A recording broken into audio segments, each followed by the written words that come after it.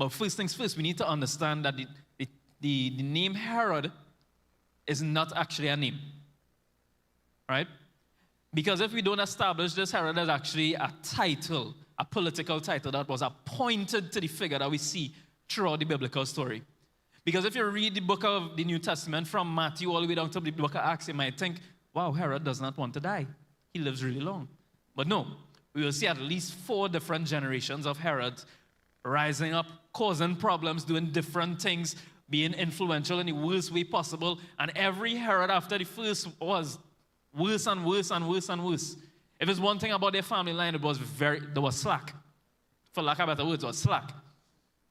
Waist 30, pants 35. Falling off, slack, bad. The same Herod that we see that was responsible for the execution of John the Baptist.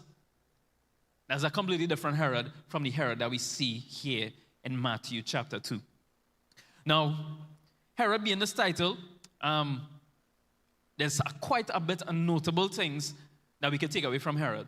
You won't find it in the Bible, so we need to turn to history to find out things. Anybody love history? Right.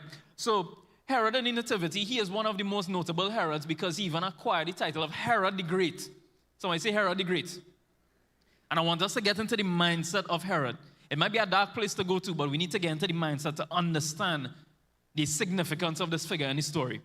So Herod himself, he was actually not even a Jew. Herod was an Edomite, a descendant of Esau. Modern day, we would call him an Arab, right? However, this Herod, he claimed to have converted to Judaism, and while he was being lord over the Jews, and the Jewish people absolutely hated this. They despised that this foreigner, this outsider, he comes here to be lord over us and claims to convert to Judaism. However, he is not a Jew, right? So they despised Herod and they hated him. For good reason, I would say. But despite all of this hate, all of this rejection by these people, Herod was actually a successful political figure. Hot take. It might sound like we bigging up Herod right now, but Herod was actually a successful political figure that Rome would have appointed. Because throughout his tenure as being in charge of the people of Jerusalem, we see him conducting a lot of massive building projects where he would have developed different things in the land. He developed a port, he fortified Jerusalem and a couple other cities within the region that he was in charge of.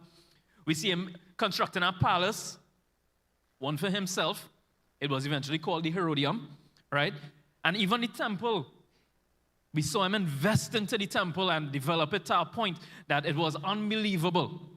He developed it beyond that scale that even in the times of Solomon, it was even more significant than back then. And because Rome had this desire to maintain the peace amongst the people that they would have conquered, and if they didn't comply, then they would use force. We see Herod doing all of this in an attempt to win, of course, the favor of the people. Right? However, we don't really see that taking place. But who he does impress is Rome. Right? So much so that they appointed him to this position. They even referred to him at some points as King of the Jews. Somebody say King of the Jews. This is a familiar title that we will see reoccurring throughout the New Testament. King of the Jews. But in this story, we'll see how fragile that title is. We'll see how fragile that title is because there's a difference from when God appoints you to a position and when a man appoints you to a position. It could be the same position, but it's different depending on how you got there. Because man's appointment is fragile. It can be taken away by man. But when God appoints you to a position, it cannot be taken away by any person, anything, any influence. And I'm grateful this morning that God has appointed us some things already. Anybody grateful that God has called us to be certain things? God has appointed us as children, a royal priesthood, his elect, more than conquerors. And we can always give God some praise because he has called us already. So that was just a tangent. I only have 20 minutes. And I'm going to try to stay within that. But you see, there's a difference when the character doesn't match the position. The capabilities might. They might look real good on paper, but when the character falls short of the position that they are in, it falls apart. That's when it becomes fragile. And it's amazing the distance a lot of evil people would go to maintain the power that they would have acquired. They will go so far to do amazing things that it might be impressive, it might deceive some, it might trick others into believing that this person might actually be good.